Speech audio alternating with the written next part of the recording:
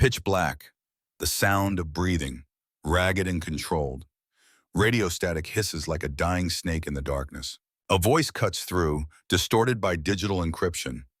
Male, authority layered beneath mechanical flatness. Viper 6, confirmed target is one of ours? Silence stretches. 3 seconds that feel like 3 hours. Then another voice, younger, uncertain. Affirmative. Staff Sergeant Riley Graves. Echo Company, 2nd Battalion, 3rd Special Forces Group. Specialty, unconventional warfare, human intelligence operations, hostile environment extraction. The first voice again, harder now. Service status? A pause, the kind that carries weight. Killed in action, Afghanistan, November 14th, 2022. Body never recovered. Declared deceased after 12 months search and rescue operation. Awards include Silver Star, Purple Heart, Bronze Star with Valor Device. Then who the hell is in our base right now? The question hangs in absolute darkness. No answer comes. Only the steady rhythm of breathing and the faint crackle of a radio no one wants to answer. Cut to black. White text appears, stark against the void.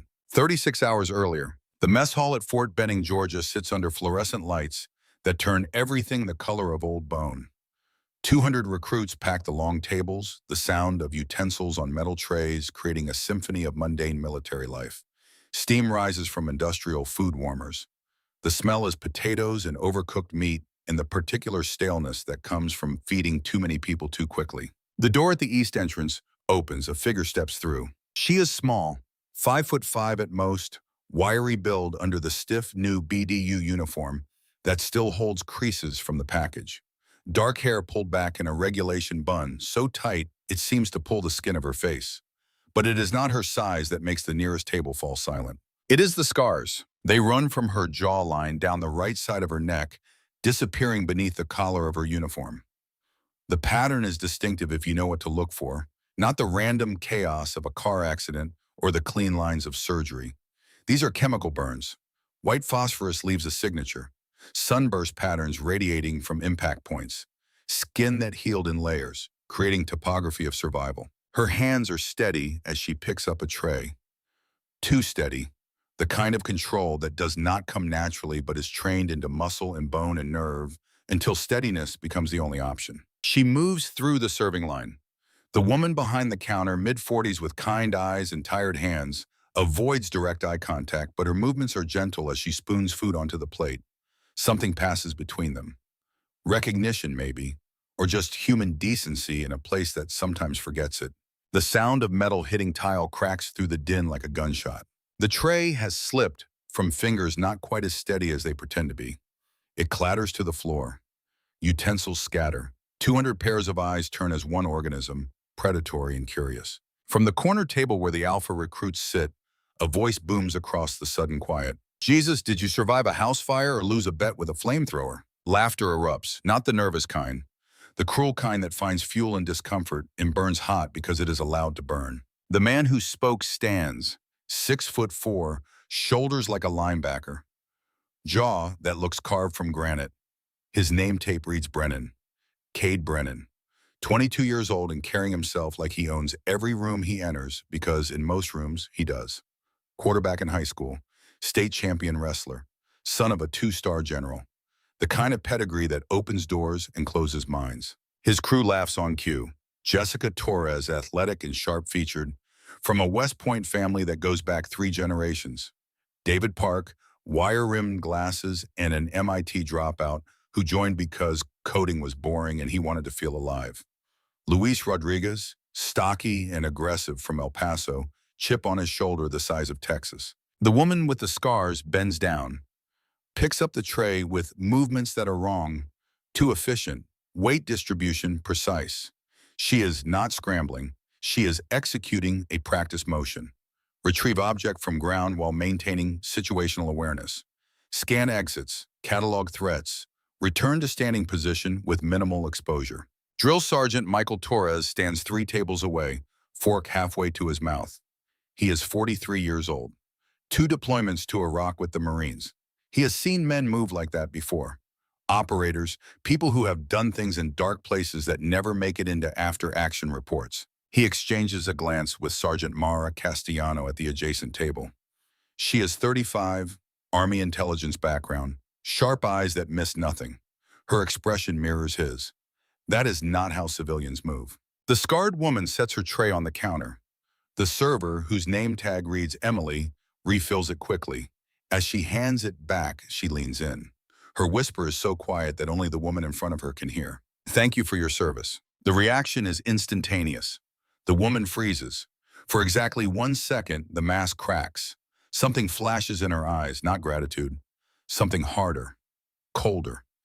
Then it is gone and the mask is back, and she is just a recruit with a tray of food looking for somewhere to sit. You are mistaken, she says. Her voice is flat, affect controlled to the point of lifelessness. Emily does not push, just nods and steps back. But she knows what she knows. Section 8, Kabul, 2019. Her brother was there when a woman saved his unit from an ambush nobody saw coming. He described her scars, chemical weapons exposure from an interrogation that should have killed her. He never got her name, never saw her face clearly. But he remembered the scars and the way she moved and the fact that she vanished before anyone could thank her properly. The woman carries her tray to the far corner, sits alone. Around her, conversations resume, but glances keep sliding her direction. Whispers, pointing. She keeps her eyes down, eating with mechanical precision. Every movement measured, no wasted motion. Cade Brennan leans back in his character, arms crossed. His voice carries, designed to carry. I give her 3 days before she drops out. Look at her. She would probably cry if someone yelled loud enough. His crew nods agreement. David pulls out his phone under the table, aims camera, starts recording. $50 says she quits by Friday, Luis says. He pounds the table for emphasis. Jessica leans forward. Girl looks like she got in a fight with a chemistry set and lost. What makes anyone think she can handle real training? Some keep their heads down, but nobody. Some keep their heads down, but nobody speaks up. Nobody tells Cade and his crew to shut up, because Cade is the kind of person you do not tell to shut up unless you want to become the next target. At a middle table, Private Danny Kim sits with a baby face that makes him look 17 instead of 20. He is small, 5'6", 140 pounds soaking wet. He has been the target before. He knows what it feels like. He half stands, opens his mouth. Cade wheels on him. You her boyfriend? Both of you look like you need mommy to fight your battles. Danny's face flushes red. He sits back down, eyes on his plate, hating himself for it, but not hating himself enough to keep standing. The scarred woman sets down her fork, folds her napkin with precise corners, 4 edges at exactly 90 degrees. The kind of precision that comes from muscle memory, from folding things in the dark, from making order out of chaos, because order is the only thing that keeps you alive. Cade stands, walks over to her table, towers over her. She is maybe 5'5". He is 6'4". The size differential is designed to intimidate. Usually works. This section is for real soldiers, sweetheart. Maybe try the kids' table. The woman looks up for exactly 1 second. Her eyes are gray, not the warm gray of storm clouds, the cold gray of concrete and gunmetal, completely empty of emotion. Flat effect that suggests either chemical imbalance or extreme psychological conditioning. Then she looks back down at her plate. The lack of response irritates Cade more than any comeback would. David Park steps forward. He is talking to you. It is rude not to answer. Still nothing. Jessica laughs. A sharp sound. Maybe she does not speak English. Or maybe those scars go deeper than skin. Brain damage. A few recruits at nearby tables shift uncomfortably. Sarah Mitchell, a former EMT, with observant eyes and a quiet demeanor, watches from 2 tables over. She knows trauma when she sees it. Those scars are not accidental. The pattern is too specific.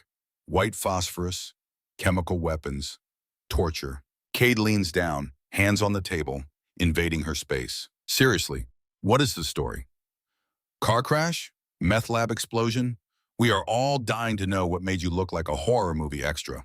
The woman stands, picks up her tray. She is tiny compared to Cade, barely reaches his shoulder. For a moment, everyone expects her to run, to retreat, to do what targets do when confronted. Instead, she meets his eyes, holds his gaze for 3 full seconds. When she speaks, her voice is low and even. Tomorrow, 0600, shooting range. Cade blinks, surprised. What? You want to know if I belong here? Tomorrow. Shooting range, 0600. Her voice has no emotion, no challenge, just statement of fact, like reading coordinates off a map. A grin spreads across Cade's face. Oh, she talks. All right, boys. Spread the word. Tomorrow we get a show. He turns to the mess hall, raises his voice. Everyone hear that? Scarface here thinks she can shoot. Laughter and whistles fill the room. Phones come out. Texts fly. Within 5 minutes, the entire company will know. By lights out, half the base will have heard. The woman walks past Cade toward the exit.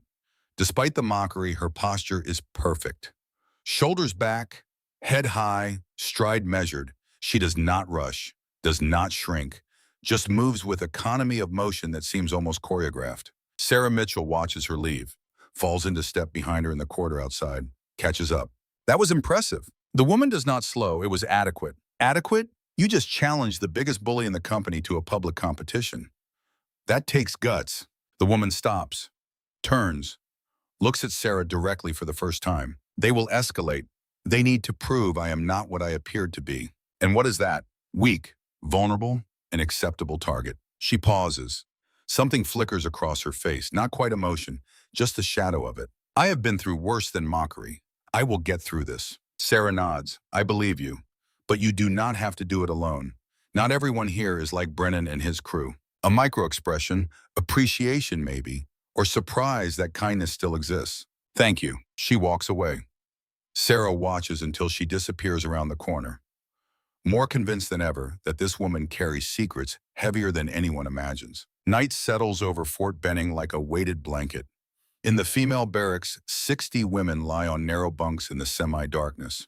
Whispers travel from bunk to bunk.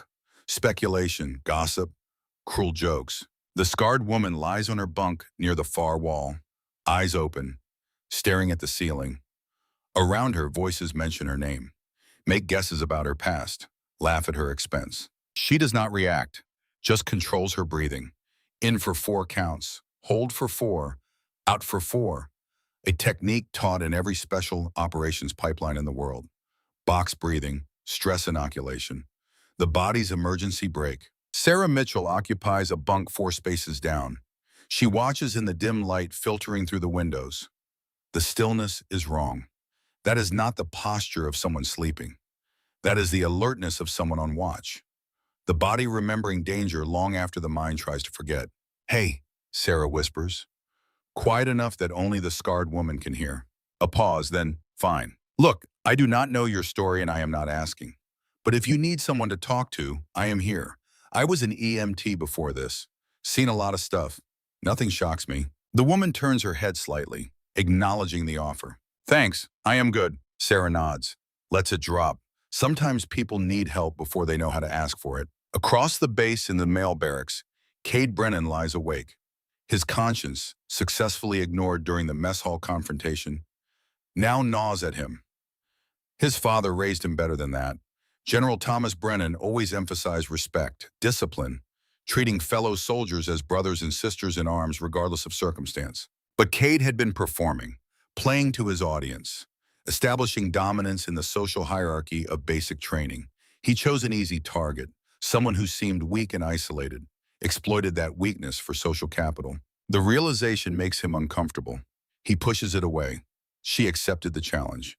Tomorrow he will prove his point on the range, and this whole thing will blow over. Except a small voice in the back of his mind whispers, what if she does not fail?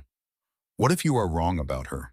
He rolls over, pulls his pillow over his head, tries to sleep. In an office on the other side of base, Drill Sergeant Torres sits at a desk, computer screen glowing in the darkness. He has pulled the file. Riley Graves, 28 years old, civilian, no military background, enrolled under Veteran Family Program. He flips through pages. Foster care background, no listed family, bounced between 7 homes before aging out at 18, 2 years community college, dropout, work history spotty, waitress, warehouse worker, security guard, standard enough, except the Veteran Family Program requires a military relative, parent, sibling, spouse. She has none listed. Torres picks up his desk phone, dials the personnel office. Yeah, this is Sergeant Torres, Bravo Company. I need clarification on a recruit enrollment. Riley Graves. She is listed under Vet Family Program but has no qualifying relative on file. The voice on the other end is bored, bureaucratic. Let me check. Typing sounds, a pause. Shows approved by company commander. Captain Morrison signed off. Torres frowns. Morrison is thorough. He would not approve without verification. Unless he had a reason. Thanks. He hangs up. Opens another database. Military personnel records. Types in the name. Multiple results appear. Riley Graves, Logistics, Fort Hood, current assignment. Riley Graves, Signals, Fort Campbell, current assignment. Riley Graves, Administrative Services, Pentagon, current assignment. And one more result. Flagged in red, restricted access. Riley Graves, KIA, Afghanistan, November 14, 2022. Classification level, JSOC authorization required. Torres tries to open the file. Red screen appears. Access denied. Special compartmented information. Need to know basis only. He stares at the screen. JSOC, Joint Special Operations Command, Tier 1 level classification. The kind of clearance that protects black operations and the people who run them. He picks up the phone again. Dials a number he has not called in 3 years. The voice that answers is gravel and exhaustion. Yeah, Jim, it is Mike Torres. I need a favor. A pause. Mike? Jesus, how long has it been? Too long. Listen, I need you to run a name through JSOC database, off the books. The voice hardens. You know I cannot do that. Those files are sealed for a reason. I know, but I have a recruit in my company who has knowledge she should not have. Skills she could not learn in civilian life. And her name pings a KIA file from Afghanistan with JSOC restriction. Silence on the other end. Then, send me what you have. I will see what I can do. No promises. Torres emails the basic information, leans back in his chair, rubs his eyes. His phone buzzes. Text message from an unknown number. Stop digging. For your own safety. Torres stares at the message, deletes it, but his hand shakes slightly as he does. Across the hall, Sergeant Mara Castellano sits in her own office. She has been running searches too. Different databases, different angles. Her intelligence background gives her access Torres does not have. She pulls up classified briefings from Afghanistan. 2022, operation names redacted, but casualty numbers visible. November 14, 12 operators deployed, 11 confirmed KYA, 1 missing, She cross-references dates, finds satellite imagery from the region. The images are degraded, low resolution, but she can see terrain, mountains, a compound, signs of sustained combat, burn patterns, blast craters. She zooms in on one frame, enhances. There, barely visible, a figure, small, moving through terrain with tactical precision. Thermal signature, hot, armed, alone. The timestamp reads 16 hours after initial contact. Mara sits back, whispers to the empty room. She held out for 16 hours. Against how many? She pulls personnel files for the operation.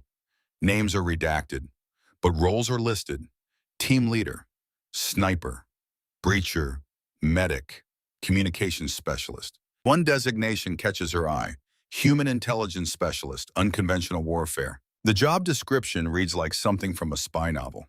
Denied area operations, high-risk infiltration, interrogation resistance, survival in hostile environments. Mara makes notes, cross-references known special operations units operating in Afghanistan during that time frame.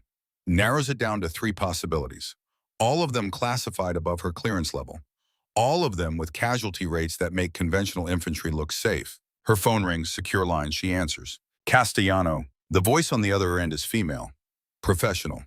Sergeant, this is Major Patricia Chen, JSOC Personnel Security. You have been making inquiries about a classified individual. Mara's spine straightens. Yes, ma'am, I have a recruit in my company whose skills and background do not match her official file. We are aware. The Major's voice is calm but firm. You are to cease all investigations immediately. The individual in question is under observation for reasons that exceed your clearance level. Do not interfere. Do not discuss. Do not pursue. Ma'am, if she is a security risk, I need to know. I have 200 recruits under my supervision and she is not a risk to them. The Major cuts her off. But continuing your investigation is a risk to you. Stand down, Sergeant. That is not a request. The line goes dead. Mara sets down the phone, stares at her computer screen, at the file still open, at the satellite image showing a lone figure fighting against impossible odds. She closes everything, deletes her search history, shuts down the computer. But she does not forget, cannot forget. Because somewhere on her base is a woman who survived something that killed 11 highly trained special operations soldiers. A woman who is pretending to be a nobody. A woman who someone very powerful once protected and hidden. Mara walks to her window, looks out at the barracks where Riley Graves sleeps, or does not sleep. Probably does not sleep. People who survive what she survived rarely sleep well. Tomorrow will be interesting, Mara whispers. Very interesting indeed. Morning comes cold and gray. 0545. The shooting range at Fort Benning sits at the eastern edge of the training grounds. Berms and safety barriers. Target stands at 50, 100, 200 meters. By 0550, over 40 recruits have gathered. Word spread like wildfire. This is better than breakfast, better than sleep. This is entertainment. Cade and his crew arrive at 0555, confident, laughing. Luis carries a thermos of coffee like he is settling in for a show. This is better than Netflix, he says. David has his phone out, ready to record. This is going viral. Watch. Jessica stretches. Athletic and assured. I almost feel bad. She is going to embarrass herself in front of everyone. Do not feel bad, Cade says. She accepted the challenge. Maybe this will teach her to know her limits. 0558. No sign of Riley Graves. Told you, Luis crows. She chickened out. Then a voice comes from behind them. Quiet, flat. I am here. They spin. Riley stands 10 feet away. Nobody heard her approach. She wears standard BDS, hair pulled back tight, face clean of makeup. In the early morning light, the scars look even more pronounced, a roadmap of violence across visible skin. But her stance is what catches the attention of Corporal James Reed, the range instructor. Reed is 34. 2 deployments to Iraq. He has seen combat. He knows what trained looks like. Riley stands with feet shoulder-width apart, hands clasped behind her back in parade rest. Weight slightly forward. That is not a stance you learn in basic training orientation. That is a stance drilled into you after months of service. After so many iterations, it becomes unconscious. All right, Reed calls out. Everyone behind the safety line. The recruits form a gallery behind the red line. Phones out. Anticipatory grins. Cade makes a show of taking the front position, arms crossed, ready to watch her fail. Reed gestures to the weapon table. Standard M4 carbine. You know the drill? Load, aim, fire. We will start with stationary targets at 50 meters. Riley approaches the table. On it lies a disassembled M4. Standard Army rifle broken down into component parts for cleaning. It is supposed to be assembled already, but Reed left it disassembled. A small test, see how she reacts. You will need to assemble, Reed starts to say. Riley's hands move. Fast, fluid, automatic. Her fingers find the pieces, click them together with practiced precision. Bolt carrier group into upper receiver. Charging handle, lower receiver attached. Pin seated, magazine well checked. 11.2 seconds. The entire weapon assembled in 11.2 seconds. Reed's mouth is half open. Hold up, do that again. Riley breaks down the weapon without being asked. Disassembly is even faster. Muscle memory on full display. Then she reassembles it.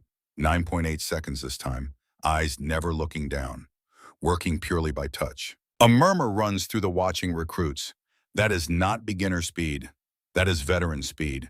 That is the speed of someone who has assembled weapons in complete darkness, under fire, with hands shaking from adrenaline and cold. David Park lowers his phone slightly. Okay, that is faster than regulation time. Who taught you that? Riley does not answer. She loads the magazine with the same fluid precision, thumb pressing rounds in with a practiced rhythm. Each brass cartridge slides home with mechanical efficiency. No fumbling, no hesitation. Range is live, Reed calls. Still watching Riley with a puzzled expression. Commence firing. Riley brings the weapon up. Her stance shifts. Weight forward, elbows in, stock seated firm in the pocket of her shoulder. Breathing steadies. The barrel does not waver even a millimeter. Her cheek well is perfect. Eye aligned with the sight picture, finger resting on the trigger guard until the moment of firing. She fires, 40 rounds in controlled pairs. The sound echoes across the range, sharp cracks that make some of the watching recruits flinch. But Riley does not flinch, does not blink, just maintains her breathing rhythm, firing on the exhale, resetting between shots with minimal movement. When the magazine is empty, Riley safes the weapon, sets it down, steps back. The entire process was textbook perfect. No wasted motion, no hesitation, just pure practiced efficiency. Reed walks down range to check the target. His pace slows as he gets closer. When he pulls the target down, his expression shows something between disbelief and respect. 2.1-inch grouping, dead center mass. Every single round within a circle the size of a baseball, at 50 meters, with iron sights, under the pressure of 40-plus spectators. A perfect score. Reed carries the target back, keys his radio. Sergeant Castellano, you need to see this. Cade's confidence develops his first crack. His grin falters. Beginner's luck.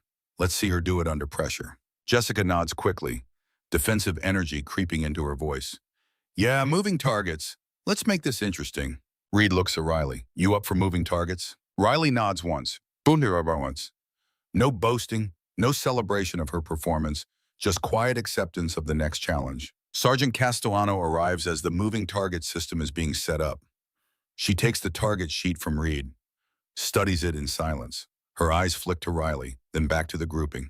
Perfect score, she says quietly to Reed. Not good for a recruit. Perfect. The kind of perfect that comes from hundreds of hours on the range. From training that goes beyond qualification into the realm of combat preparation. The moving target drill uses pop-up silhouettes that appear at random intervals and distances. Standard qualification requires hitting at least 10 out of 15. Good shooters hit 12 or 13. Expert marksmen hit 14. Ready on the line, Reed calls. Targets will pop at random. Engage as they appear. Riley takes her position, breathing steady, stance perfect, feet shoulder width, slight forward lean. A combat stance that Castellano immediately recognizes. That is not recreational shooting stance. That is not even standard military qualification stance.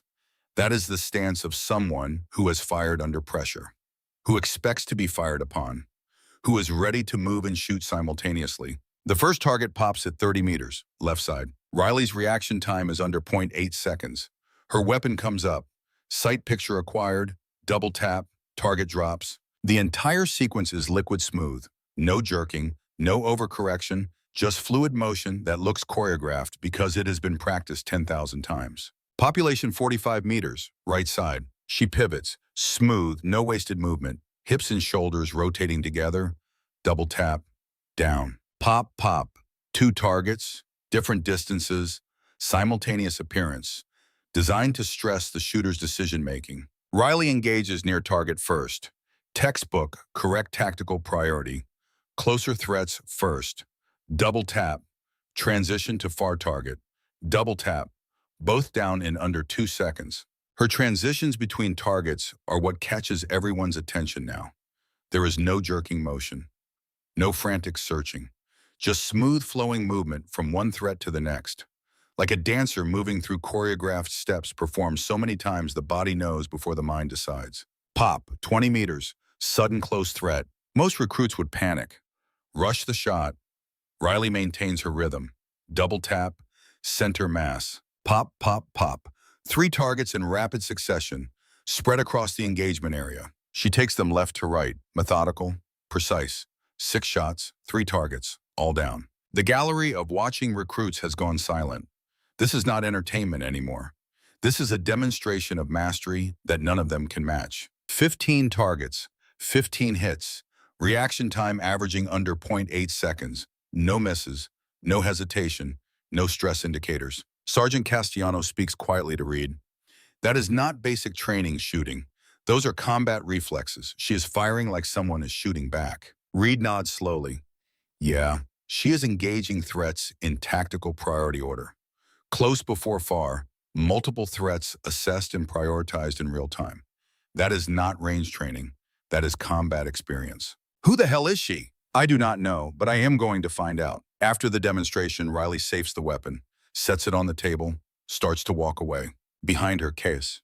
Phones everywhere, dozens of angles capturing the moment, shouting, disbelief. The social order has been violated. Danny Kim, watching from the gallery, whispers in awe, "Holy crap, who is she?" David Park is still recording, but his expression has changed from mockery to confusion. The smug anticipation of watching someone fail has transformed into genuine puzzlement.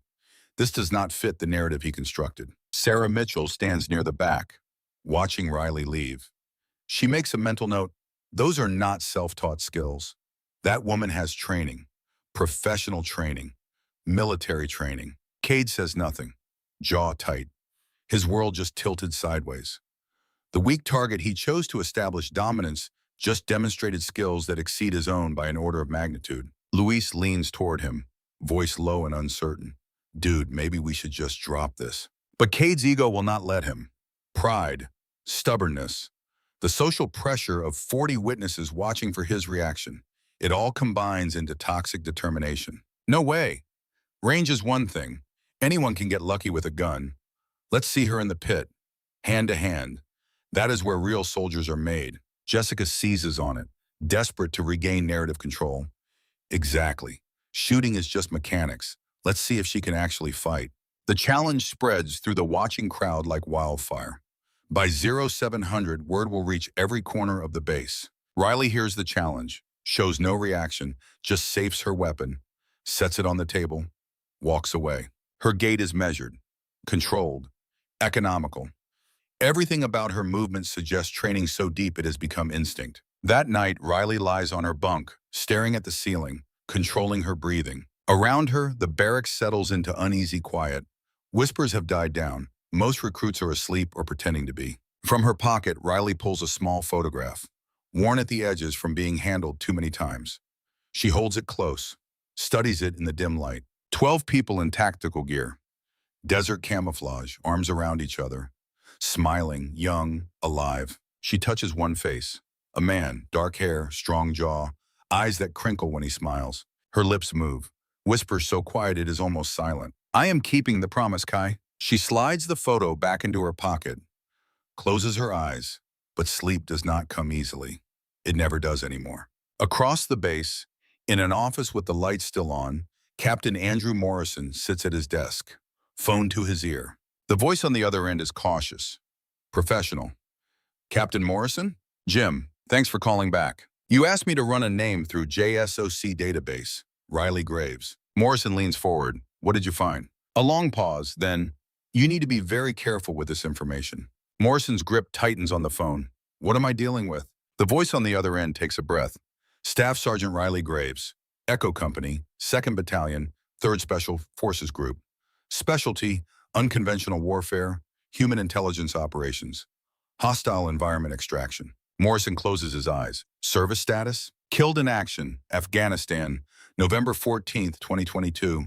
Body never recovered. Declared deceased after 12-month search and rescue operation. Awards include Silver Star, Purple Heart, Bronze Star with Valor Device. That is impossible, Morrison says. She is here. I have talked to her. Sir, there is more. Her last mission, Operation Nightfall, remains classified under JSOC SEAL, but casualty report shows 11 killed in action, 1 missing, presumed dead. What was the mission objective? Redacted, but intelligence chatter suggests prisoner recovery operation that went catastrophically wrong. Entire squad lost. Morrison hangs up, stares at Riley's file on his desk, opens it, flips through pages. Then he sees something he missed before, pulls out his phone, zooms in on a photo he took earlier during the tactical planning exercise.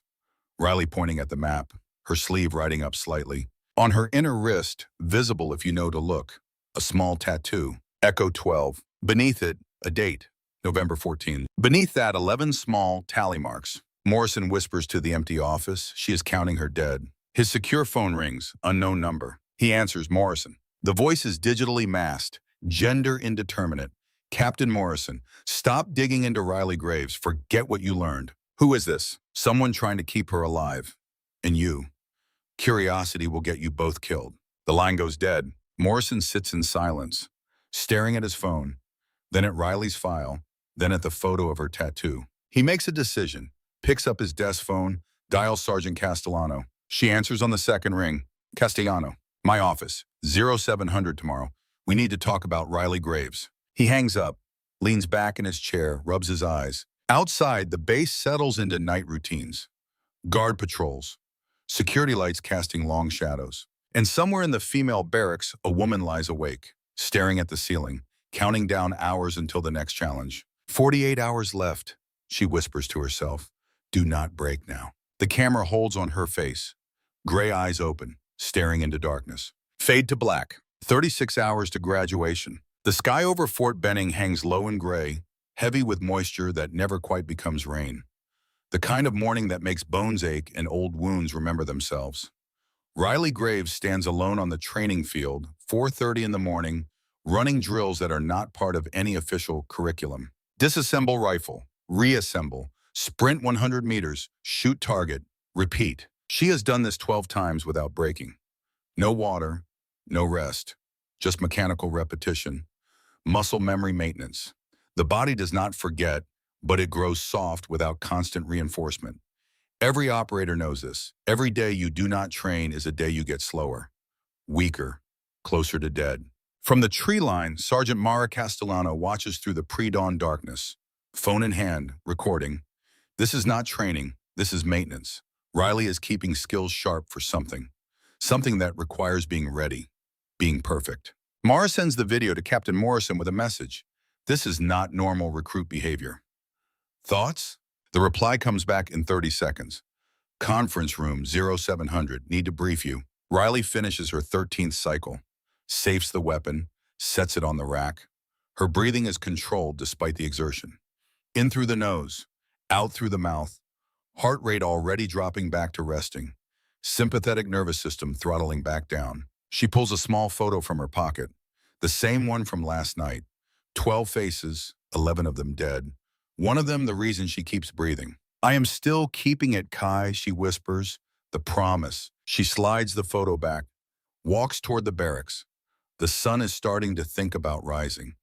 Soon the base will wake. Soon 200 recruits will stumble toward formation and breakfast and another day of being broken down and rebuilt. But Riley does not need to be rebuilt. She was built years ago, in places most of these kids cannot imagine, by people who knew that perfection was the minimum standard when failure meant death. 700 hours, Morrison's office. The room is small, government-issue desk, 2 chairs, a filing cabinet that has seen better decades. Coffee maker in the corner producing something that smells like burnt rubber and regret. Morrison sits behind the desk. Mara Castellano takes one of the chairs.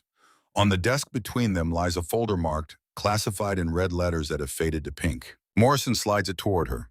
Read. Mara opens it. The first page is a personnel file. Photo of Riley Graves in full dress uniform. Younger. No scars. Eyes that have not yet seen what they will see. Staff Sergeant Riley Graves. Echo Company, 2nd Battalion, 3rd Special Forces Group. Born 1996. Foster care system, multiple placements. Enlisted at 18. Airborne qualified. Ranger qualified. Special Forces assessment in selection. Passed. Assigned to Unconventional Warfare Unit, specializing in denied area operations. Mara flips pages. Training records. Expert marksman.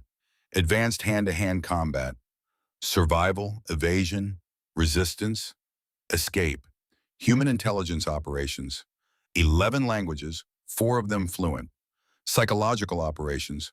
Direct action missions. Then the last page, mission after action report, or what is left of it. Most of the text is redacted, black bars covering everything except dates and names and the words that matter. Operation Nightfall, November 14, 2022, Northern Afghanistan, mission objective redacted, insertion time redacted, personnel, Echo Company element, 12 operators. Outcome, 11 killed in action, 1 missing, presumed deceased. Casualty list, 11 names. Mara reads them slowly. Captain David Chen, killed in action. Sergeant First Class Maria Santos, killed in action. Staff Sergeant Kai Patterson, killed in action. The list goes on. Each name a life. Each life a story that ended in the dark on a mountain half a world away. Mara looks up at Morrison. She survived this? Morrison nods. For 14 hours, alone, wounded, out of ammunition, surrounded by enemy forces estimated at 200 plus combatants. How? Morrison pulls out another document. Intelligence assessment from after the operation. Interviews with local sources. Enemy communications intercepts. Translated from Pashto and Dari. The Americans sent a ghost. She killed 73 of our fighters. Maybe more. Bodies we could not recover from the mountains. She did traps. Used our own weapons against us. Made us afraid to pursue her. Some of my men refused to go after her. Said she was Jinn, a demon that could not be killed. Mara sets down the paper. Her hands are shaking slightly. 73 confirmed kills in 14 hours. While wounded, Jesus Christ. Morrison leans back in his chair. Here's the problem. Riley Graves was declared killed in action after 12 months of search and recovery operations failed to locate her body or any evidence of survival. She was given a military funeral. Full honors, flag folded, taps played, empty casket buried at Arlington National Cemetery. But she is not dead. Officially, she is, which means right now she is absent without leave. Identity fraud. And if the wrong people find out she is alive, they will ask questions. Questions like, how did she survive? Where has she been for 2 years? What does she know? Mara connects the dots. You think someone betrayed that mission. Morrison pulls out one more document. Investigation summary. The kind marked eyes only and locked in safes that require 2 keys and a prayer. 4 months after Operation Nightfall, an internal investigation was opened. Evidence suggested the mission was compromised. Enemy forces had advanced knowledge of insertion point, timing, and mission parameters. Someone leaked classified information. Who? 5 people had full access to operational details. Morrison counts on his fingers. Mission commander, operations officer, intelligence officer, signal officer, and the approving general officer. Mara does the math. 5 people, 11 dead operators. Someone in that chain sold them out. Morrison nods. Here is where it gets worse. Of those 5 people, 4 are now dead. Car accident, training incident, heart attack, suicide. Mara feels ice water in her veins. Someone is cleaning house, which leaves 1 person from that original chain of command still alive. Morrison slides across a photograph. Military portrait, dress uniform, 2 stars on each shoulder. Lieutenant General Thomas Brennan, Deputy Commander, Special Operations Command, 2022. Current assignment, Fort Benning, Georgia. Inspector General duties. Mara stares at the photo. Brennan, as in Cade Brennan's father. The same. And he is scheduled to attend graduation ceremony in, Morrison checks his watch, 36 hours. You think Riley is here for him? I think Riley is here for answers. Whether that means talking to Brennan or putting a bullet in him, I honestly cannot tell you. Mara sits back, processes. Then, we need to bring her in, question her, find out what she knows. Morrison shakes his head. I tried that, made a call last night to JSOC command, asked for authorization to interview her about her classified record. Know what they told me? What? Stand down. Direct order. Do not approach the subject. Do not interfere with her activities. Forget I ever saw her name in the system. Someone is protecting her, or someone is protecting themselves by keeping her isolated and exposed. Morrison's face is grim. Either way, we have a decorated war hero with probable PTSD and survivor guilt, operating under a false identity, possibly planning retribution against a general officer, and we have been ordered to do nothing. Mara meets his eyes. So what do we do? Morrison stands, walks to the window, looks out at the training fields where recruits are starting to form up for morning physical training. We watch, we wait, and if she makes a move that puts lives at risk, orders be damned, we stop her. He pauses, pulls out another document, slides it across the desk. One more thing. This came through classified channels this morning. Authorization for air defense readiness exercise. 2 F-16 fighters from Moody Air Force Base conducting intercept drills over Georgia airspace during graduation week. Mara frowns. That is unusual. We do not typically have combat air patrols over training bases. Morrison's expression is grim. The authorization came from the Pentagon, Office of the Secretary of Defense, and the exercise parameters include live fire capability against unidentified aircraft. You think someone is expecting trouble at graduation? I think someone is making sure that if trouble starts, it ends quickly and permanently. Morrison taps the document. These fighters have full weapons authorization, air-to-air missiles. They can shoot down anything in the sky within a 200-mile radius. Mara absorbs this. The implications are chilling. If Riley does something at graduation, if she makes a move against Brennan, someone has prepared a lethal response. Not arrest, not negotiation, elimination. Does she know? Mara asks. En chance. Does Riley know she is being watched this closely? Morrison shakes his head. I do not think so. But she is smart, experienced. She has to suspect. The combat pit sits in a clearing behind the main training complex. Packed dirt surrounded by safety mats that have absorbed the sweat and blood of 10,000 fights. By 1600 hours, 80 recruits have gathered. This is not official training. This is entertainment, blood sport. The kind of thing drill sergeants should shut down but secretly enjoy watching. Riley enters the pit, removes her jacket methodically, folds it with military precision, sets it aside. Underneath, her brown t-shirt reveals more scars. They run down both arms, across her collarbone. The distinctive pattern of shrapnel wounds, impact points radiating outward like frozen fireworks. Sarah Mitchell, standing near the front of the crowd, whispers to Danny Kim, "Those are blast injuries. Look at the pattern. Fragmentation grenade, maybe multiple grenades." Danny stares. How is she even alive? Sarah shakes her head. I do not know. But those wounds should have killed her. The fact that she is standing here means someone put her back together. Surgeons, months of recovery, maybe years. Cade Brennan is already in the pit. 6'4", 220 pounds. Wrestling background. State champion 2 years running. He has been preparing for this. Watching videos. Training extra. This is his chance to restore the social order that Riley shattered on the shooting range. Around the pit, phones are out.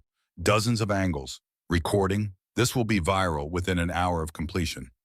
The freak show continues. Drill Sergeant Torres stands at the edge, acting as referee.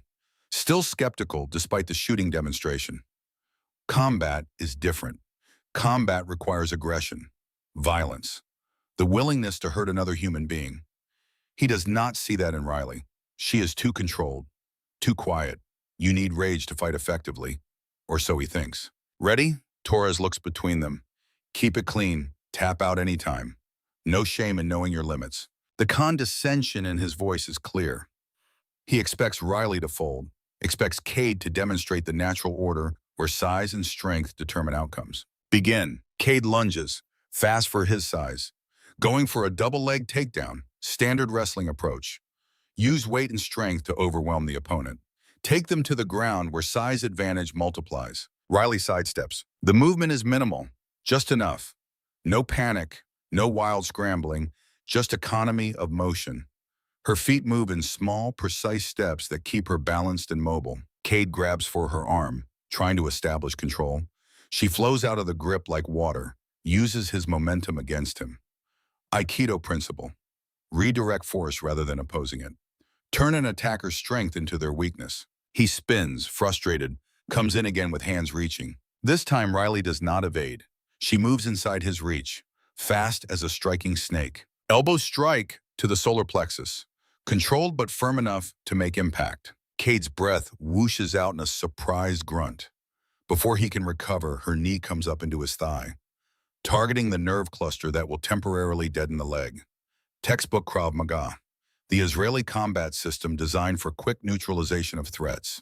Cade goes down on one knee, gasping, his leg buckled from the nerve strike. 8 seconds. The entire exchange has taken 8 seconds from begin to opponent on the ground. The crowd erupts, phones everywhere, shouting, disbelief, chaos rippling through 80 witnesses. Torres stares. Where the hell did you learn that? Riley extends a hand to Cade, helps him up. Respectful, no gloating, no triumph in her expression. Just calm professionalism of someone who has done this 1,000 times and understands that defeating an opponent does not require humiliating them. Cade takes her hand, face burning red, pride wounded deeper than his body. The nerve strike pain will fade in minutes. The social damage will last much longer. You telegraph your shoots, Riley says quietly. Only Cade can hear. Drop your shoulder before committing. Fix that. Professional critique. Instructor tone. Cade nods, unable to speak. The fight is over, but something else has begun. A crack in his worldview. A question he cannot yet articulate forming in the back of his mind. Private Luis Rodriguez steps forward, hesitant. That was really impressive. I am sorry about the mess hall thing.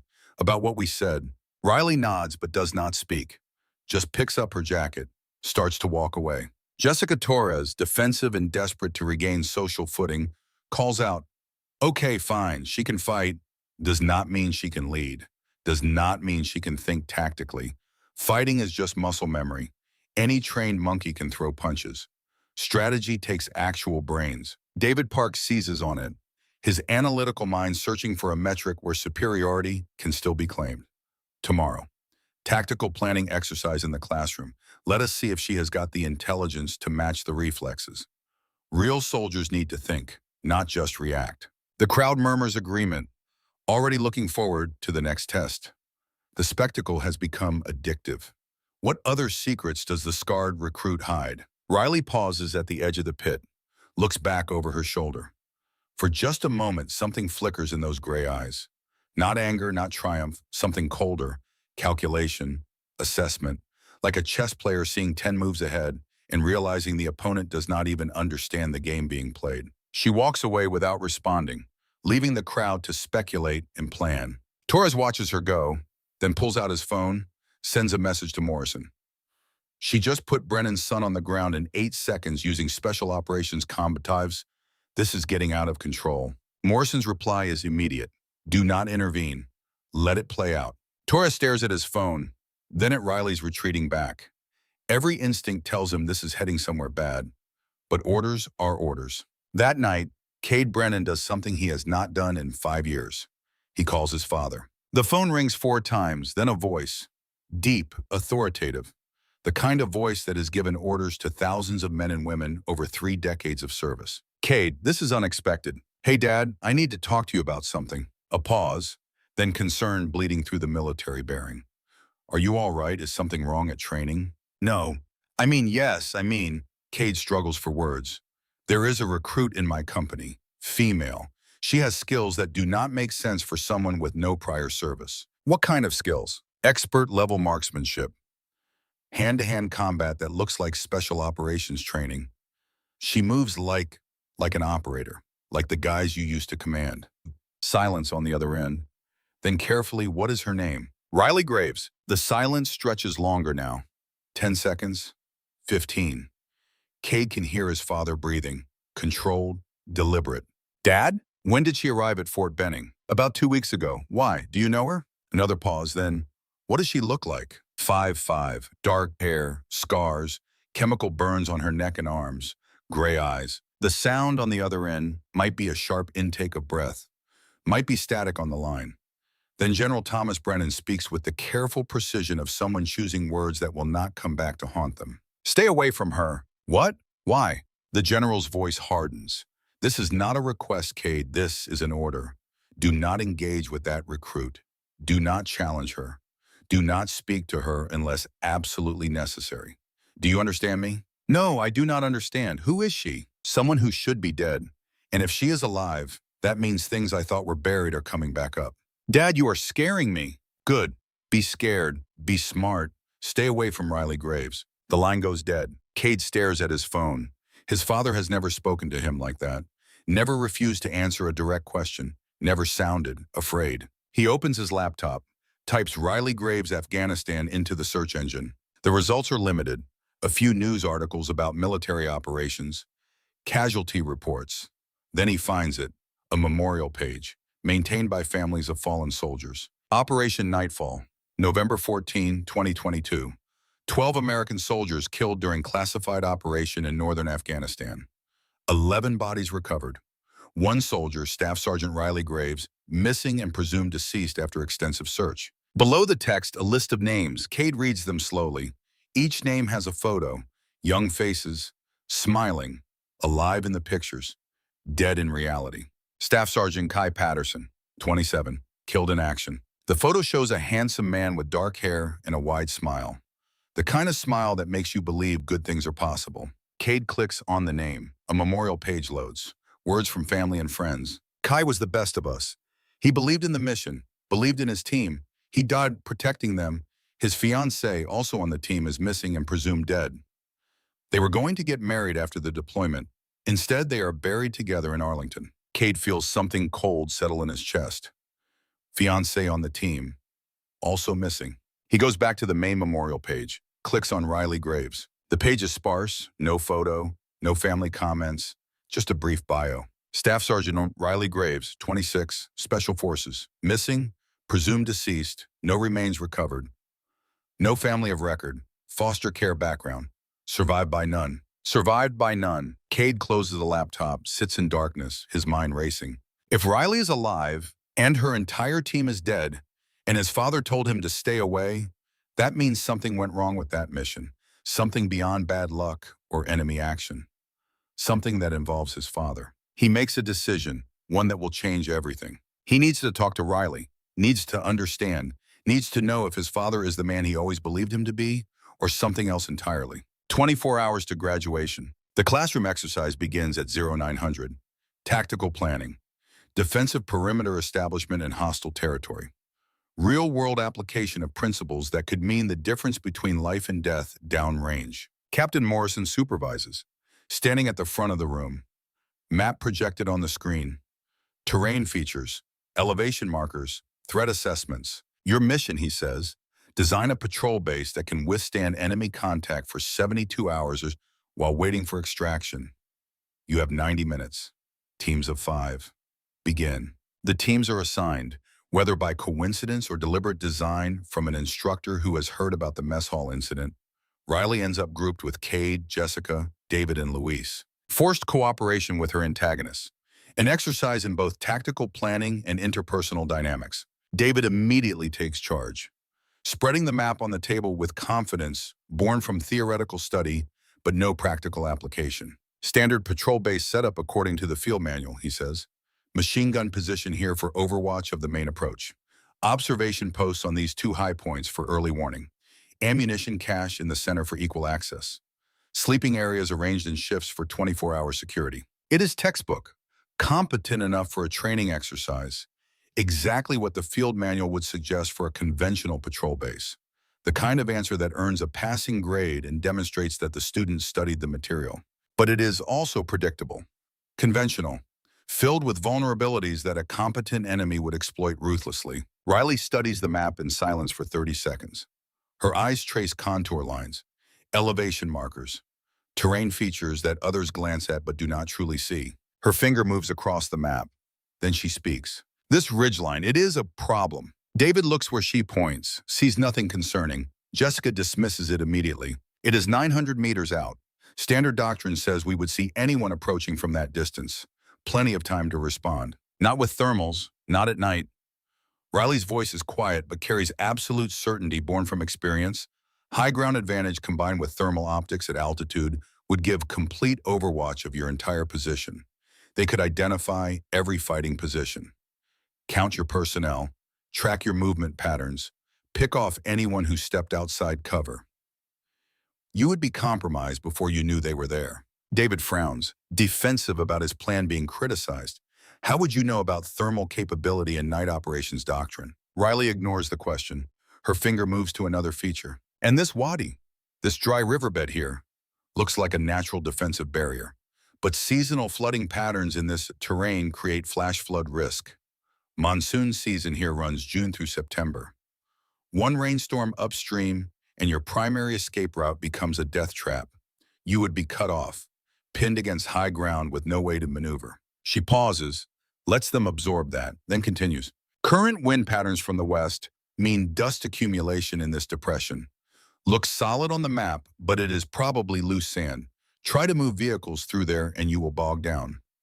Become stationary targets. Cade watches her, really watches her for the first time, not seeing the scars, seeing the person beneath them, the knowledge, the experience, the absolute certainty. How do you know about thermal scopes and wadi flooding and desert terrain analysis?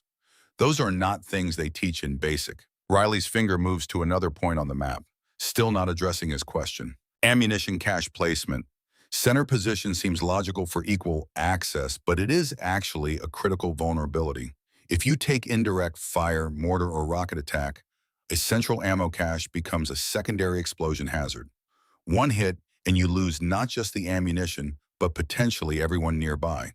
Creates a catastrophic single point of failure. The analysis is surgical, precise. detailed far beyond basic training level. This is the kind of thinking that comes from actual combat experience, from having made these mistakes or seen them made, from operations where poor planning resulted in casualties rather than low grades. Captain Morrison, who has been circulating through the teams checking progress, stops at their table. He leans forward, genuinely interested now. The earlier teams gave him variations on the same basic plan. This is different. Graves, front and center. The classroom goes silent. All eyes turn to their table. Riley stands, moves to the front of the room, comes to attention with parade ground precision. Her bearing is perfect, automatic, suggesting years of conditioning. Morrison studies her face, searching his memory. That analysis of thermal threats and terrain vulnerabilities. Where did you learn to think like that? Just makes sense, sir. Basic tactical principles applied to the specific terrain. No, that is not beginner intuition. That is not even advanced tactical training for conventional forces. That is special operations level analysis. The kind of thinking that keeps teams alive in contested territory. His eyes narrow, recognition tickling at the edges of his memory.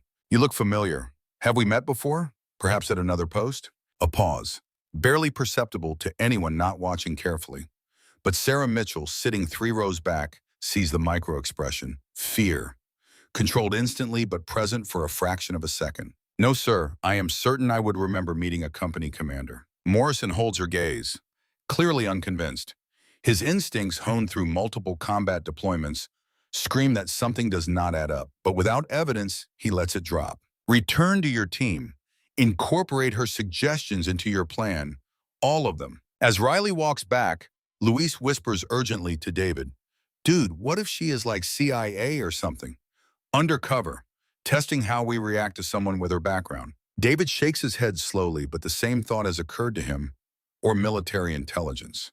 Or investigative unit checking for problems in basic training. I posted that video of the mess hall. What if we are being evaluated? Jessica's face pales. Oh God, what if this is some kind of test and we are failing it? Cade says nothing but wheels turn in his head. His father is a general with access to personnel databases. Maybe it is time to ask some questions through unofficial channels. They rework the plan, incorporating Riley's suggestions. Move the machine gun position to cover the thermal threat avenue. Adjust ammunition storage to distributed caches. Identify alternate escape routes that avoid the wadi. When they present to Morrison, he nods approvingly. Now that is a patrol base with a chance of surviving contact. Good work incorporating multiple perspectives. He pauses, looks at Riley. Did you make all these corrections? The team made the corrections, sir. I just identified potential issues. Morrison smiles slightly. Leadership through influence rather than command. Well done. He moves to the next team, but his mind is elsewhere, on a phone call he needs to make, on questions that need answers. That afternoon, the obstacle course, final weekly evaluation, formal event. Important enough that visiting officers will be present to observe recruit progress and assess training effectiveness. Among the visitors, Lieutenant General Thomas Brennan, 2-star general on inspection tour of Fort Benning training facilities, accompanied by his aide and several staff officers. He stands near the viewing platform, discussing training methodology with the battalion commander. But his attention is partially on the recruits forming up. He started his career as a lieutenant in special operations. He knows what trained soldiers look like. He enjoys watching the transformation from civilian to warrior. 200 recruits form up at the start line. The obstacle course at Fort Benning is legendary, notorious for breaking spirits and bodies. 30-foot cargo net requiring upper body strength and courage. Balance beams over water pits testing coordination and nerve. Walls requiring teamwork and problem solving.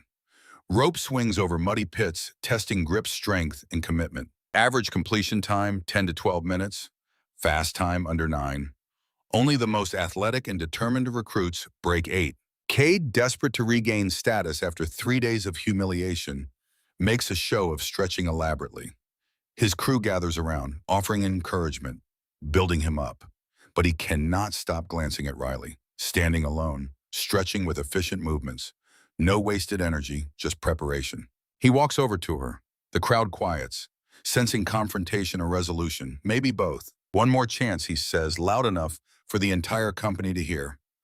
Beat my time on the course and we are done. We will leave you alone. Admit you have earned your place. But if you lose, you admit you do not belong here. Public admission in front of everyone. Deal? The challenge is public, issued in front of 200 witnesses and multiple officers. Riley looks at him steadily. Fatigue shows around her eyes. A week of being tested, challenged, isolated, harassed. It is wearing even on her considerable resilience. The constant vigilance required to maintain her cover story is exhausting. But she nods once, one short, sharp nod of acceptance. Cade runs first. He is athletic, strong, fast, motivated by the need to reclaim dominance. Wall climbs are easy with his reach and upper body strength. Balance beams crossed with confidence of someone who has never seriously doubted his physical abilities. The rope swing executed with raw power rather than technique. He pushes hard, breath coming in gasped by the end, but crosses the finish line at 8 minutes 45 seconds.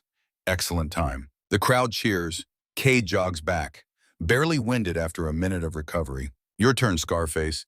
Try not to cry when you fall off the cargo net. Riley approaches the start line, draws one deep breath, holds it for 4 counts, releases it slowly for 4 counts.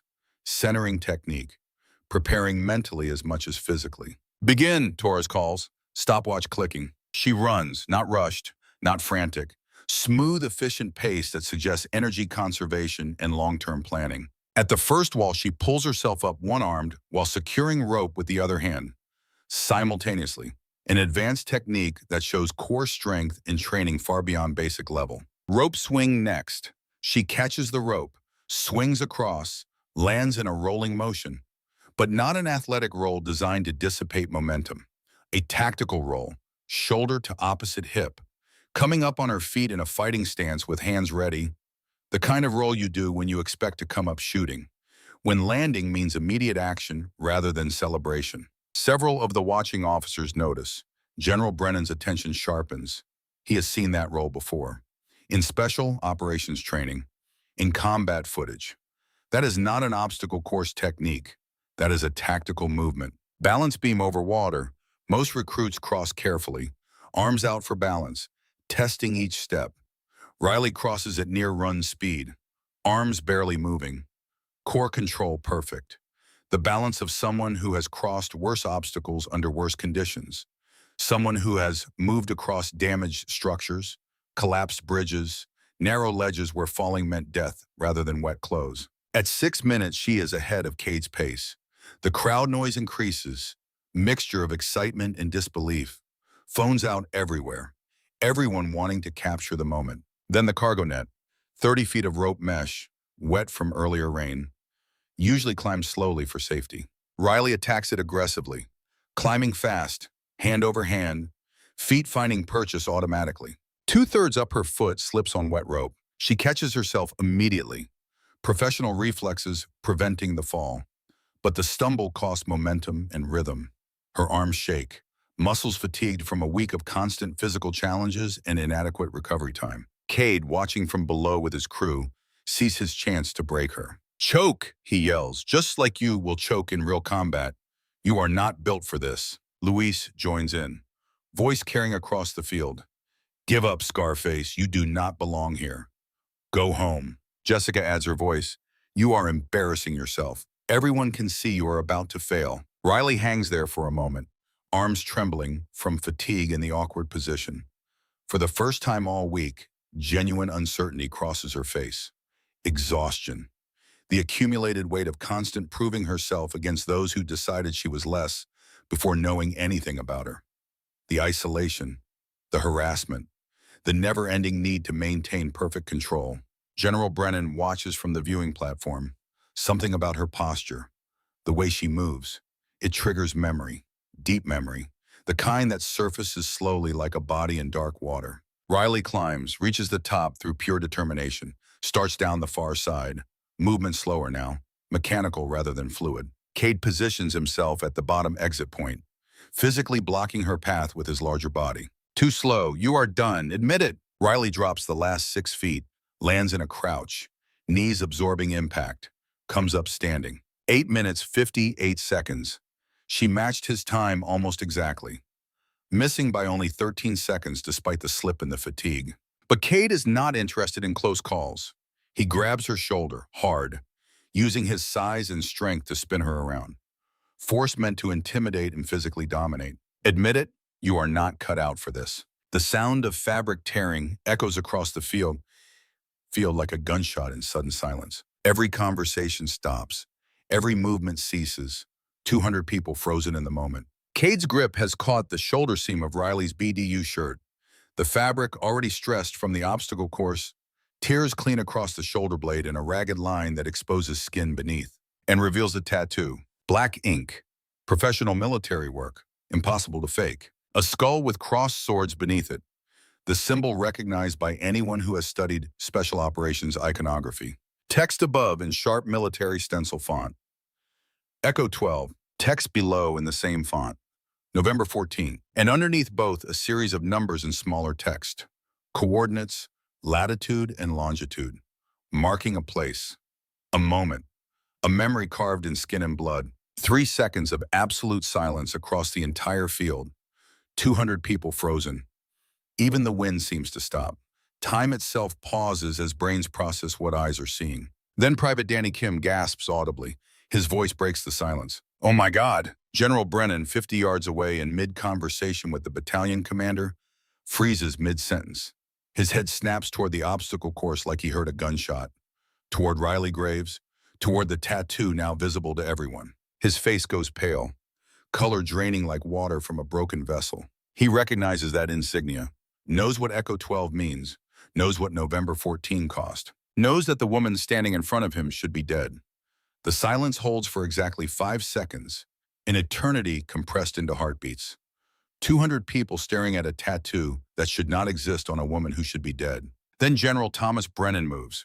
His stride is purposeful, measured, command presence radiating from every step. The crowd parts without being asked, creating a corridor. Officers come to attention as he passes.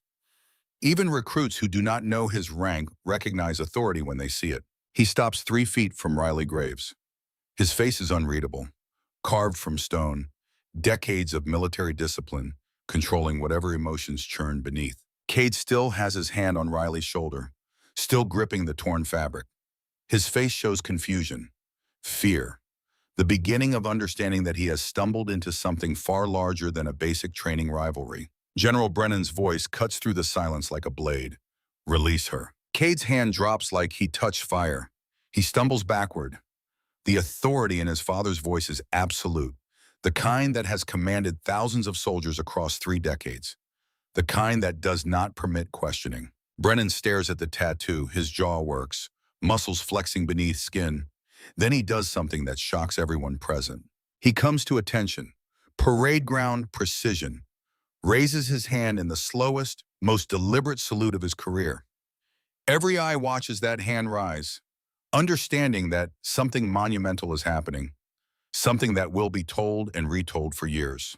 Staff Sergeant Riley Graves, Echo Company, call sign Echo 12, Operation Nightfall, November 14, 2022. His voice carries across the silent field, each word dropping like a hammer blow. Sole survivor, 11 killed in action, 14 hours behind enemy lines, surrounded by hostile forces. 2 magazines remaining, extracted with critical injuries. He pauses, the next words come harder. Silver Star for conspicuous gallantry, Purple Heart for wounds received in action, Bronze Star with Valor Device for heroic achievement under fire. The silence shatters into chaos. Cade's hand drops from Riley's shoulder like he touched an electrified fence. His mouth opens and closes. No sound emerges. The arrogant confidence crumbles into something like existential horror. He mocked a decorated war hero, harassed a combat veteran whose achievements exceed his father's entire career, made jokes about scars earned defending the nation he claims to serve. Jessica Torres covers her mouth with both hands. Tears form instantly, spill down her cheeks. She understands now. Every scar, every line of damage across Riley's skin represents battle. Real battle.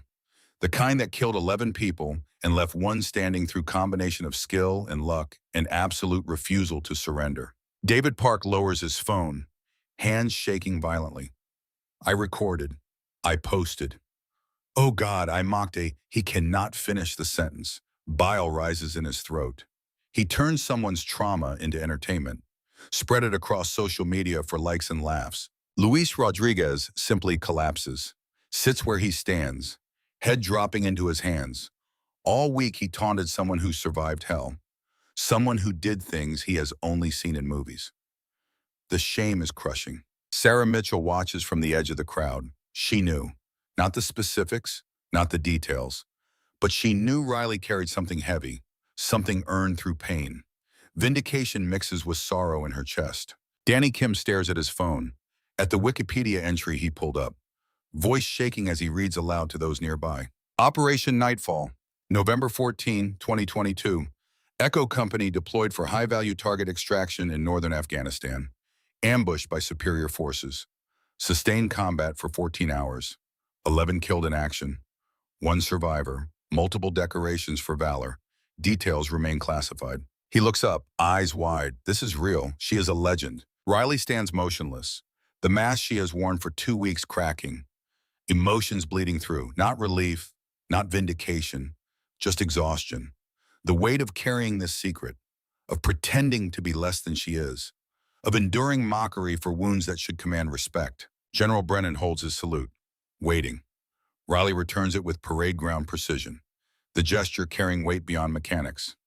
Acknowledgement, recognition, one warrior to another. Brennan lowers his hand, his voice drops, meant only for her but carried by the absolute silence. How are you alive? The report said, the search teams found, we held a memorial. Riley's voice is flat, controlled. I survived, was recovered by friendly forces, spent 18 months in medical rehabilitation, PTSD diagnosis, multiple surgeries.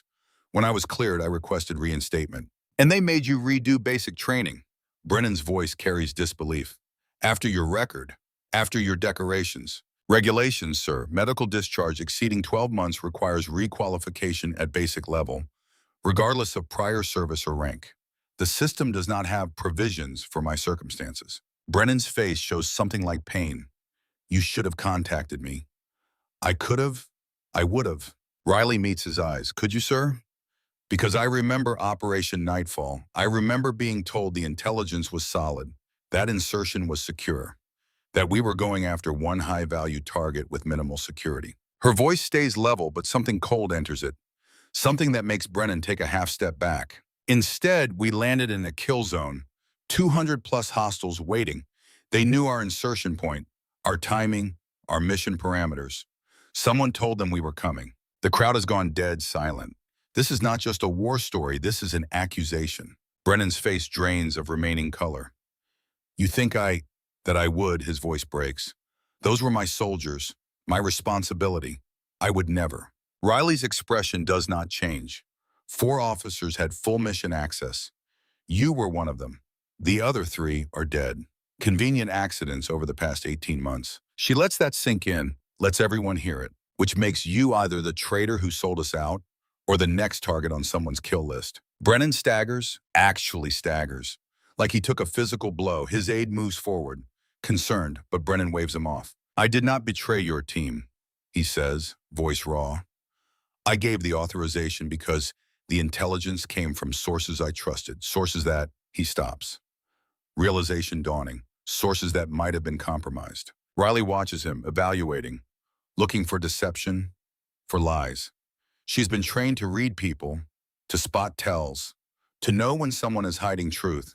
What she sees in Brennan's face is not guilt, it is horror. The kind that comes from understanding you were used, manipulated, made complicit in murder through your own trust. Sir, a voice calls from the crowd. Captain Morrison pushing through. We need to secure this situation. Get everyone back to. His phone rings. The tone is urgent. Priority alert. He answers. Morrison. He listens. His face goes from concerned to shocked to grim in 5 seconds. When? How many? More listening. Secure the base. Nobody in or out. I am on my way. He hangs up, looks at Brennan, then at Riley. General, we have a situation. Lieutenant Colonel Vance Shaw, Pentagon personnel. He just boarded a helicopter at Andrews Air Force Base 20 minutes ago. Flight plan filed for international departure. Brennan frowns. Shaw, my former operations officer? Morrison nods. And one of the 5 people with full access to Operation Nightfall mission parameters. The pieces click together in Brennan's mind. Visible on his face. Shaw, his most trusted officer. The man he relied on for operational planning, for intelligence assessment, for, oh God. Shaw had the access, Morrison continues, the authority, the technical knowledge, and according to FBI Financial Crimes Division, he received $2.3 million in offshore accounts 3 weeks before Operation Nightfall. Source, unknown. Laundered through 7 countries. Riley's hands clench into fists. Where is he going? Pakistan, non-extradition country. If he lands, we lose him. How long until he is out of U.S. airspace? Morrison checks his watch. 90 minutes, maybe less. Riley turns to Brennan. I need a helicopter, full tank, and authorization to cross international borders in pursuit. Brennan stares. I cannot authorize. That is beyond my... Riley steps closer, voice dropping to something cold and hard. You owe my team. You owe Kai Patterson, who died in my arms. You owe Maria Santos, who was tortured for information she did not have. You owe all 11 of them. This is your chance to make it right. The weight of 11 dead soldiers presses down on Brennan like physical force. He sees their faces, remembers signing the condolence letters, attending the memorials, looking parents and spouses in the eye and saying their children died with honor. Knowing now that they died because someone he trusted sold them out for money. He pulls out his phone, dials. The person who answers speaks immediately. General Brennan, what do you need? I need a Black Hawk. Combat ready, full fuel, armed, crew of 2, and I need it airborne in 15 minutes. Sir, that requires... I am authorizing under emergency operational authority. This is pursuit of a fugitive, a traitor, someone who killed 11 of my soldiers. Silence on the other end. Then yes, sir, bird will be ready in 10. Brennan hangs up, looks at Riley. You have your helicopter, but you are not going alone. Riley's eyes narrow. Sir, I am coming with you. Those were my soldiers too. And if Shaw is running, he knows something. Something about who else was involved. We bring him back alive. We make him talk. We expose everyone. Morrison steps forward. General, I cannot allow. Brennan cuts him off. Captain, in 15 minutes I will be off this base and out of your jurisdiction. What happens after that is above your pay grade, clear? Morrison's jaw works. Then he nods. Crystal, sir. Cade pushes through the crowd. His face shows anguish. Dad, what is happening? What did Shaw do? Brennan looks at his son, really looks at him. Sees the boy he raised, the man he is becoming, the choice ahead. Shaw betrayed Echo Company, got 11 soldiers killed, and I trusted him, believed him. That blood is on my hands too. No, Cade says. You did not know, you could not have. That is not an excuse. Brennan's voice is iron. When you wear stars, when you command soldiers, you are responsible for everything, and I failed them. He turns to Riley. Let us go get him. 20 minutes later, a Black Hawk helicopter lifts off from Fort Benning. 2 pilots up front, Riley and Brennan in the troop compartment. Between them, weapons, M4 carbines, sidearms, tactical gear. Riley checks her rifle with practiced efficiency. Brennan watches her, seeing the operator she was, will always be. I looked at your file, he says, over the headset, after the operation. After we declared you deceased. Your record was exceptional, does not cover it. Riley does not look up from her weapon check. Does not matter now. It matters. You were one of the best, are one of the best. What you did that day, surviving 14 hours alone, that is not just skill. That is, he struggles for words. That is refusing to die. That is choosing to live when death would be easier. Riley's hands pause, just for a second, then resume their work. I did not choose to live for me, she says quietly. I chose to live for them, so someone would remember, so their deaths would not be forgotten, so whoever betrayed us would answer for it. Brennan nods. Then let us make sure they do. The helicopter races northeast, maximum speed, chasing another helicopter that has a 20-minute head start. The pilot's voice crackles over the headset. General, we have Shaw's bird on radar. He is heading for international waters. If he crosses into Pakistani airspace, we cannot follow without creating an international incident. How long until he crosses? 40 minutes at his current speed. And how long until we intercept? 35 minutes, if we push the engines. Push them. The helicopter accelerates. The landscape blurs below. Cities, farmland, rivers. America passing beneath them at 160 miles per hour. Riley stares out the window. Her face is unreadable, but her hands keep moving, checking equipment, preparing. The body remembering how to get ready for violence, for confrontation, For the moment when talk ends and action begins. Brennan watches her, sees the scars on her arms, remembers the medical reports, chemical burns, shrapnel wounds, broken bones, collapsed lung, the kind of injuries that should have killed here, the kind of damage that takes years to heal, if it ever really heals. "Can I ask you something?" he says. "You are a general, sir. You can ask anything. When you were alone, in the mountains, surrounded, out of ammunition, what kept you going?" Riley is silent for a long moment. Then she pulls the photo from her pocket, the one she has carried for 2 years, worn at the edges, creased from being folded and unfolded 1,000 times. She hands it to Brennan. He looks at 12 faces, young, smiling, arms around each other. The kind of photo taken before deployment, before reality sets in, when everyone still believes they are invincible. Brennan's finger traces the faces. He knows these people, remembers them. Captain Chen always had a joke, even in the worst situations. Sergeant Santos wanted to be a doctor. Lieutenant Morrison engaged to be married. Riley points to one face, Kai Patterson, my fiance, unofficial. Military does not let you marry teammates. We were going to do it after deployment. Get out together, start a life. Brennan looks at the face, strong, handsome, the kind of man who inspires confidence, who people follow. "He took 3 rounds protecting me during an extraction attempt," Riley continues. "Died in my arms. Last thing he said was, 'Promise me you will get out. Promise me you will live.'" Her voice stays level, but something breaks beneath the surface. "So I promised. And I kept fighting, because he asked me to. Because they all would have wanted me to live, not just survive. Live." She takes the photo back, slides it into her pocket. "That is what kept me going. The promise, the debt I owe to 11 people who will never collect." The pilot's voice interrupts. "General, we have visual on Shaw's helicopter. 3 miles ahead. He is descending. Looks like he is going to try to land at a small airfield near the coast. Private facility, no official flight control. Can we stop him before he lands?" "Negative, sir. He will touch down 2 minutes before we arrive. Then we land right after him. Be ready for resistance." The helicopter drops altitude, racing toward the coast. Below, a small airfield appears. Single runway, couple of hangars, a private jet sitting on the tarmac, engines already running. Shaw's helicopter is landing, rotor wash kicking up dust. Before it fully settles, a figure jumps out, running toward the jet, carrying a briefcase. "Land," Brennan orders, "now." Their Black Hawk touches down hard. Riley is out before the skids fully settle, moving fast, low combat crouch, weapon up. Brennan follows, not as fast, not as smooth, but determined. Shaw's halfway to the jet. He sees them coming, stops, turns. His hand goes to his waistband. "Do not," Riley shouts, "do not make this worse." Shaw's hand freezes.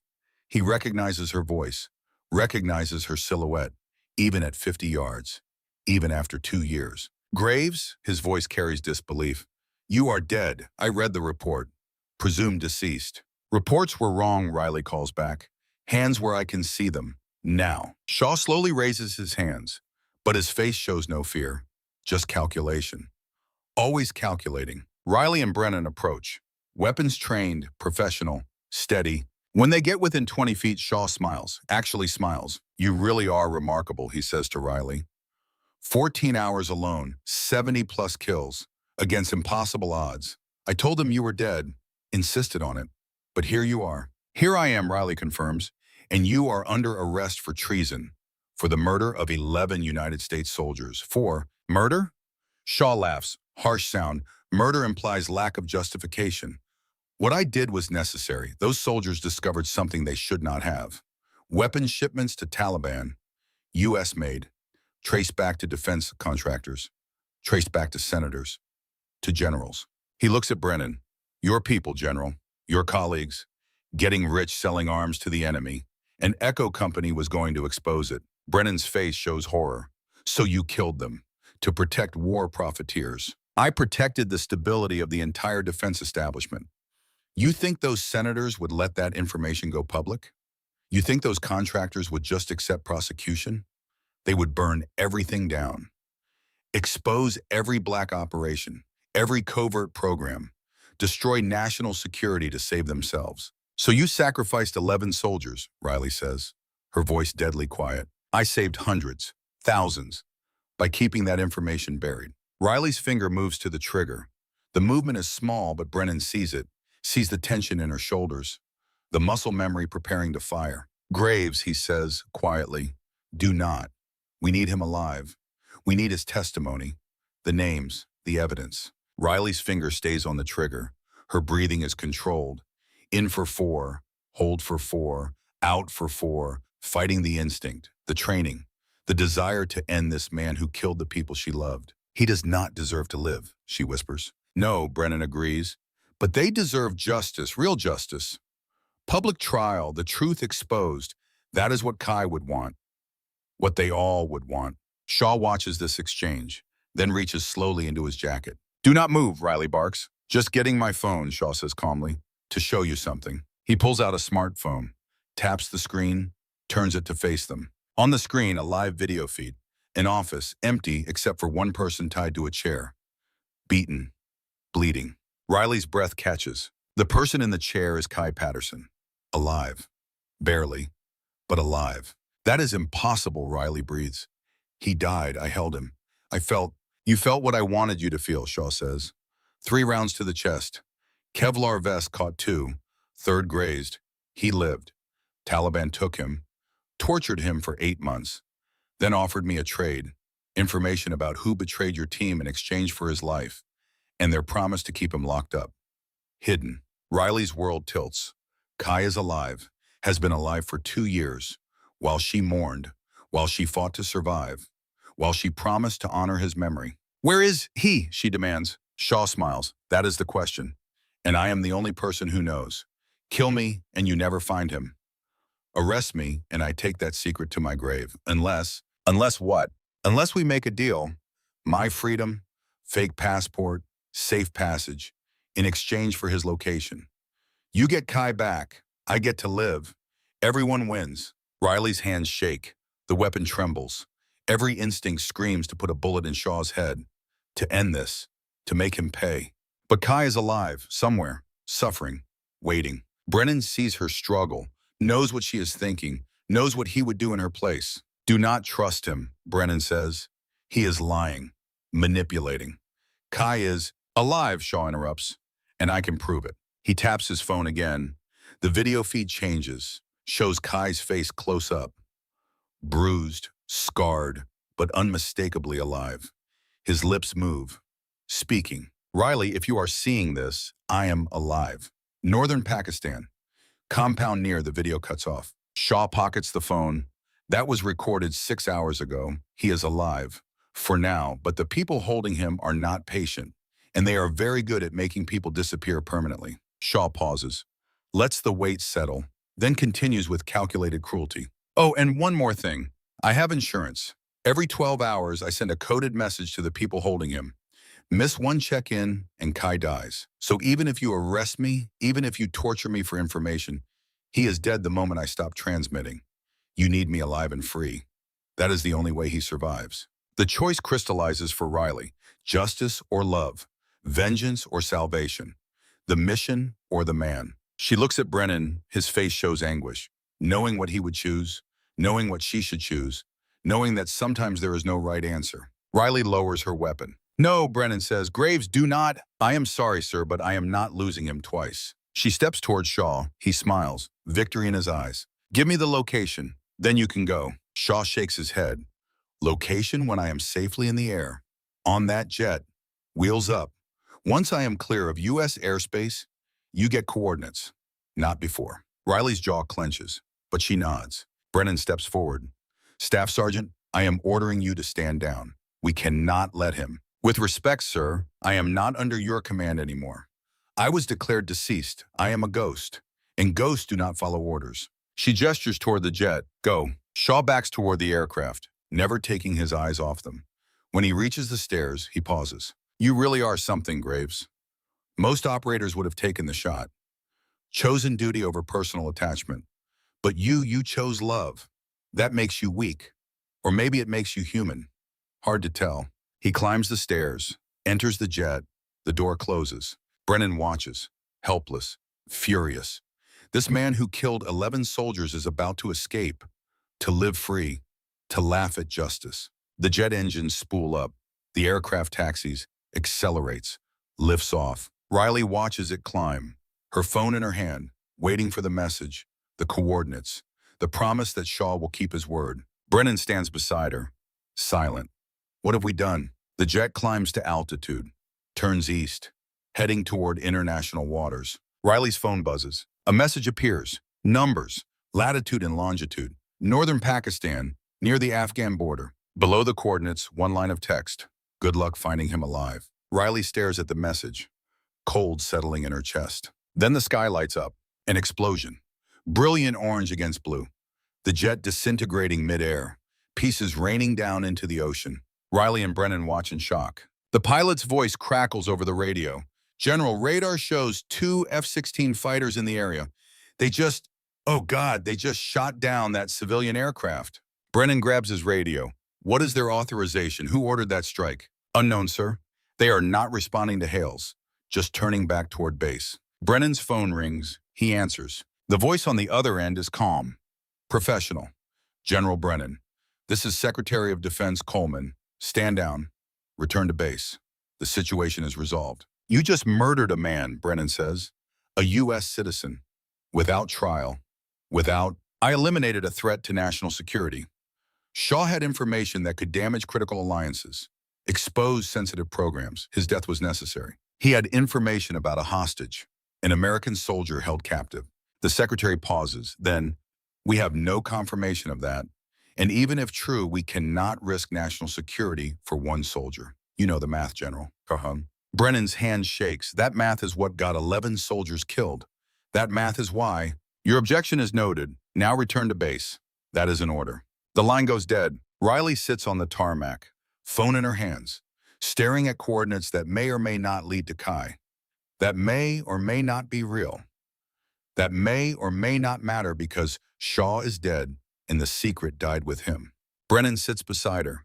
2 soldiers, decades apart in age and experience, united by failure, by watching justice slip away, by understanding that sometimes the system protects itself more than it protects the people who serve it. We can still use those coordinates, Brennan says quietly. Send a team. Search the area. Riley shakes her head. Northern Pakistan. No official presence. No authorization. And even if we found the compound, if he is there, they will have killed him the moment Shaw's jet went down. Loose ends. They do not leave loose ends. So what do? Riley stands, pockets her phone, picks up her weapon. We go back. We graduate basic training. We pretend this never happened. We live with it. Brennan stands too. That is not acceptable. I will go to Congress, to the media, expose everything. Shaw, the weapons, the cover-up. And they will bury you, discredit you, destroy your career, your family. They will make you disappear, just like Shaw, just like Kai. She meets his eyes. Sir, I appreciate what you are trying to do, but this is bigger than us. The people protecting this secret have resources we cannot fight, power we cannot challenge. Going public just gets us killed. Then what was this for? 11 soldiers dead. You surviving? 2 years of hell. If it does not matter, if we cannot get justice, what is the point? Riley pulls out the photo, looks at 12 faces, 11 dead, 1 maybe alive, maybe dead, maybe suffering. The point is, I am still here, still breathing, still carrying their memory. That is what I can do. Honor them by living, by refusing to let the bastards win completely. Brennan says nothing. What can he say? They board the helicopter, fly back to Fort Benning in silence. Below them, America passes, unaware that in the sky above, 2 soldiers carry the weight of secrets that will never be told, of battles that will never be acknowledged, of sacrifices that will never be honored publicly. When they land, Morrison is waiting. His face is grave. General, orders came down from the Pentagon. This incident is classified. All personnel involved are to sign non-disclosure agreements. No discussion, no investigation. Of course, Brennan says bitterly, cannot have the truth getting out. Sir, there is something else. Morrison hands him a tablet. FBI just raided Shaw's residence, found files, evidence, names of 17 senators and defense contractors involved in illegal arms sales. The scope is, it is massive. Will it go public? Morrison shakes his head. Already classified. National security. The people on that list, they are too powerful, too connected. Brennan hands back the tablet. Then they won. The bad guys won. Maybe, Morrison says. Or maybe the battle is not over. Maybe this is just the opening shot. Graduation day arrives under clear skies. 200 recruits in dress uniforms, families in bleachers, flags flying. The ceremony is picture perfect. The culmination of 8 weeks of transformation from civilian to soldier. Riley stands in formation between Cade Brennan and Sarah Mitchell. Her uniform is perfect. Her bearing is sharp, but her eyes are somewhere else, seeing faces that are not there, hearing voices that have gone silent. General Brennan stands at the podium, giving a speech about service, about sacrifice, about the responsibility that comes with wearing the uniform. His eyes find Riley in the formation. Hold there for a moment, an unspoken acknowledgement, a shared burden. When the diplomas are presented, Morrison calls Riley's name. Staff Sergeant Riley Graves, highest honors, distinguished graduate. The crowd applauds. But it is different now. Everyone knows who she is, what she survived. The applause is not just for completing basic training. It is for surviving the unsurvivable, for carrying on when stopping would be easier. Riley accepts the certificate, shakes Morrison's hand. He leans in, whispers so only she can hear. There is an instructor position waiting, if you want it, teaching the next generation, making sure they are ready for what is out there. Riley nods. I will think about it, sir. After the ceremony, families swarm the field. Reunions, tears, laughter, the relief of completion. Cade finds Riley standing alone at the edge of the crowd. I owe you an apology, he says, for everything, the mockery, the harassment. I am sorry. Riley looks at him, really looks, sees genuine remorse, sees growth. You did not know, she says. That is not an excuse. I should have been better, regardless of who you were. He pauses, then, my father told me what happened, with Shaw, with everything. I am sorry you did not get justice. Justice is complicated, Riley says. Sometimes just surviving is victory enough. Cade nods. Then, what will you do now? Riley looks across the field, at the recruits celebrating, at the families reuniting, at the life continuing despite everything. I am going to teach, she says. Make sure the next group is better prepared than we were. Make sure they know that the real enemy is not always across the battlefield. Sometimes it is in the command structure. Sometimes it is the system itself. And Kai, will you look for him? Riley's hand goes to her pocket, to the coordinates stored in her phone, to the possibility that somewhere in Pakistan, a man she loves still breathes. I will look, she says quietly, but not today. Today I honor my promise. I live. I move forward. The rest we will see. Sarah Mitchell approaches, joins them. You did good, she says to Riley. All of it. The training, the restraint, the strength to keep going. Riley manages a small smile. Thank you for seeing me when others did not. Sarah nods. Then I am staying in, going for Special Forces assessment. Because of you. You showed me what is possible. Riley's smile grows slightly. Good. We need more like you. The sun sets over Fort Benning. Recruits disperse. Families leave. The base settles into evening routine. Riley stands alone at the obstacle course, looking at the cargo net where everything changed, where the secret was exposed, where the mask came off. She pulls out the photo, studies the faces one more time. I did it, she whispers. I kept the promise. I survived. I am still here. A voice behind her. I thought I would find you here. Riley turns. General Brennan stands 10 feet away, out of uniform, civilian clothes, looking older somehow, tired. I resigned, he says, effective immediately. Retirement. I cannot serve in a system that protects traitors and murders witnesses. Sir, you did not have to. Yes, I did. Because if I stay, I become complicit. I become part of the cover-up. And I owe 11 soldiers better than that. He walks closer, stands beside her. I am going to find him, he says. Kai, I am going to use every contact I have, every favor owed, every resource available, and I am going to bring him home. Riley looks at him, surprised.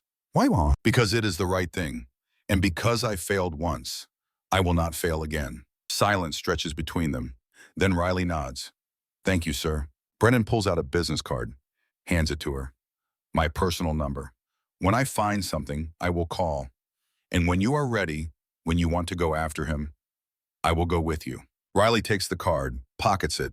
This is not over. No, Brennan agrees. This is far from over. This is just the beginning. He walks away. leaving Riley alone with the sunset and the memories and the promise of unfinished business. Riley looks at the photo one more time, then at the coordinates on her phone, then at the sun sinking below the horizon. I am coming, Kai, she whispers. Not today, not tomorrow, but I am coming. And when I do, nothing will stop me. She slides the photo into her pocket, picks up her gear, walks toward the barracks. Behind her, the obstacle course stands silent, a monument to the moment everything changed. Above her, stars begin to appear, the same stars that shine over Pakistan, over mountains where a man may or may not still breathe, where hope may or may not still live. Riley does not look back, just moves forward, one step at a time, because that is what soldiers do. They carry on, they endure, they survive. And sometimes, if they are lucky and strong and absolutely refuse to quit, they win. Fade to black. 6 months later. A secure facility. Location classified. Riley Graves sits across a table from a man in an expensive suit. Civilian. But his eyes carry the weight of someone who has seen things. Done things. We have a lead, the man says. Compound in northern Pakistan. Matches the coordinates Shaw provided. Satellite imagery shows heat signatures consistent with human presence. Could be him, could be, or could be a trap, or could be nothing. The man slides a folder across the table. Inside, mission parameters, team composition, equipment list, timeline. This is not official, the man continues. No government sanction, no support if things go wrong. You will be on your own. Riley opens the folder, studies the information. Her face shows no emotion, just calculation. Assessment. The operator mind evaluating risk versus reward. Who else is going? The man slides another folder. Photos of 4 people. Brennan, Sarah Mitchell, now Special Forces qualified. 2 others Riley does not recognize, but whose files show extensive combat experience. Small team, surgical strike, in and out in under 6 hours. Riley closes the folder, looks at the man. When do we leave? 72 hours, enough time to prepare. To say goodbye if you need to. Riley stands. I do not need to say goodbye. I just need to bring him home. She walks toward the door, pauses, looks back. One question. Why are you helping? What do you get out of this? The man smiles, thin, humorless. Let us just say I do not like it when powerful people get away with murder, and I have resources that do not appear in any government budget. Riley nods. Good enough. She walks out, into a future uncertain, into a mission that may succeed or fail, into the possibility of reunion or the certainty of closure. Either way, she is moving forward, refusing to quit, honoring the promise made to 11 fallen soldiers and 1 man who may or may not still breathe. Because that is what ghosts do. They haunt. They persist. They refuse to stay buried.